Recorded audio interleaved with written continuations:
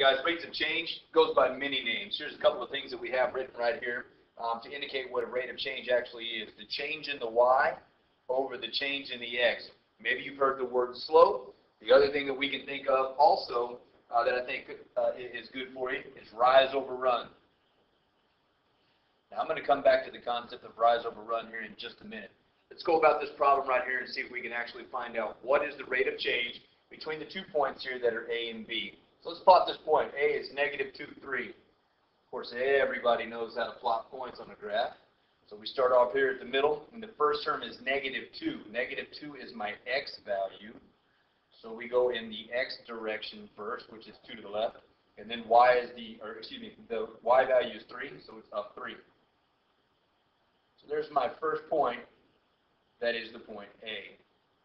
Next point that we have is B, and B is 4 to the right and 5 up.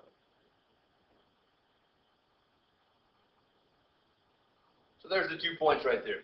Now what we're trying to find right here is the rate of change from the point A to B. Okay. The whole idea behind rise over run is that that's the direction that we're going to count first. So essentially from this point A, I could draw a vertical line going straight up like that. And from the point B, I could draw a horizontal line going straight across like that. Now what we need to do is we need to determine how many places did I go up, and then how many places did I go over. So in this case, right here, what we actually find is that the rise in this case goes up how many places? 1, 2. So there's the first part of this rate of change. And now run. It's almost like how do you get out of bed in the morning? You got to rise up out of bed, and then you run to the lights to turn them on or off. So here we go. Now to the right, how many do we go? 1, 2, 3, 4, 5, 6. 2 over 6. Okay? Now keep this in mind as well. As we go up and to the right, then these numbers stay positive.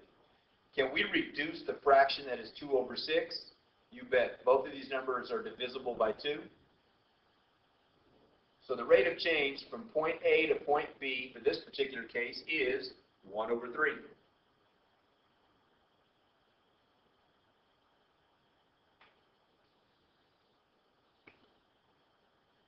Next set of problems that we have right here. Carter walks his dog every morning. So now we have graphical representation of what's taking place right here with Carter and his hound. So as time passes, what happens? He gets further away from his home, then he kind of maxes out here, and then he starts coming back home. So he walks his hound for 25, we'll call it minutes. Okay? On which interval is the rate of change the greatest? Okay. What we're looking for now, guys, on a graph, when it says what is the greatest, we're looking for something that is very, very steep, or a line that appears to be going straight up or straight down. So in that case right here, this particular line right here appears to be relatively flat, so I'm not real interested in it. You see this interval right here? That appears to be going up pretty sharp. Let's keep that in the back of our minds. This right here is very flat, so I'm not interested in that. And this is pretty flat, or actually pretty sharp, but it's a lot longer than the first one. So let's take a look at both of these. Let's actually find what is the rate of change between the two. This point right here to that point right there, what is my rate of change? Well, again, draw a line that goes vertical. Draw a line right here that is horizontal. Let's count the spaces. Make it that easy. So when I count the spaces in this particular problem, I'm going to go up 1, 2, 3, 4, 5.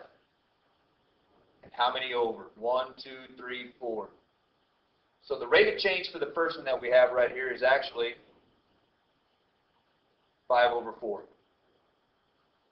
Taking a look at the second interval that we have over here. This particular part of the line that stays straight starts there and goes to right there. Same thing applies. Got a line going that way and a line going that way. Now again, rise over run. So from this point right here, I need to go up. 1, 2, 3, 4, 5, 6, 7, 8. So that goes up 8. Now how many over are we going to go? 1, 2, 3, 4, 5, 6, 7, 8, 9, 10. And that goes over 10. So again, when I'm putting this together now, I find out that my rate of change becomes 8 over 10. And when you reduce this fraction, divide both these numbers by 2, we get 4 over 5. So hopefully we see that this rate of change, when it's the greatest, actually takes place right here. Now, how are we going to express that as an interval? The interval goes from the point right here that is 5 all the way to the point right here that is 9.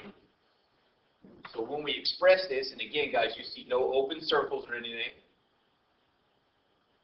So it goes from 5, and you can call this from interval notation, all the way to 9 with brackets around it. So the fastest interval of change, or the greatest interval of change, goes from the x values of 5 all the way up to 9.